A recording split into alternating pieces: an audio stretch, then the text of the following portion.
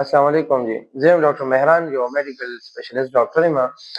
نن موږ خبره کوو په ټایفاید یا انټریک فیور یعنې کې میادي بخار باندې، چې زموږ خلک ډېر زیات یو غلطي کوي. یو ټیسټ دی ټایفایډ ورته وایي، یا د ټایفاید لپاره مخکې راغلی وه، خو زموږ میډیکل ساینس وایي چې یاره ټایفایډ بین شوی دی یا بین کول پکار دي. نن سبا ځکه چې دا اصل کې په وینه کې صرف انټي باډیز چیک کوي. نو که یو کس ته یو کال دوه مخکې هم ټایفاید شوي یا نو دا ټیسټ پرې پازیټیو راځي. د ټایفاید لپاره ټولو نه بیسټ یا ګولډ سټینډرډ چې کوم ټیسټ دی نو هغې ته موږ بلډ کلچر وایو. دغه یو ټیسټ دی او هر دویم دریم مریض ته ټایفاید بخار نشي کېدی. د دې ګورې د دې ټیسټ په بنیاد باندې د علاج کولو دوه غلطۍ دي.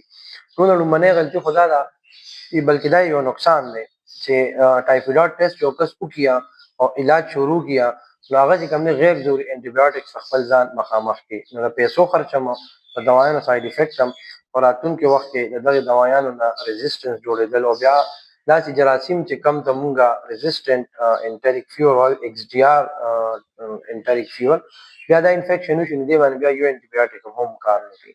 نو دې حل څه دی؟ دې حل دا دی چې د ځان نه غیر ضروري انټي بایوټکس بلکې د ځان نه دوايي خوړل نه دي پکار. د یو پراپر ډاکټر نه تشخیص اخیستل چې ستاسو ته آیا چل څه دی، واقعي میادي تبه ده او که نه ده، او بیا د دې لپاره بچاو یعنې کې دا چونکې د دې ګنده اوبو وغیره دې شیانو نه لګي صفایي خیال ساتل، صفا او بس کل، لاس وینځل، خپل هایجین خیال ساتل. او بیا دې کې د دې نن سبا ډېر ښه ویکسین هم راغلي دي، هغې ته ټي سی وي یعنې کې ټایفاید کنجوګیټ ویکسین وایي، دا هم راغلي دي. دا هم د ټایفاید په بچاو کې ډېر ښه کار کوي. تاسو ته هم داسې څه تبه وي یا تاسو شک وي چې یاره دا بخار ټایفاید دی او بار بار ټایفایډ کوئ، نو زما په خیال دا نه دی پکار، یو پراپر ډاکټر سره مشوره پکار.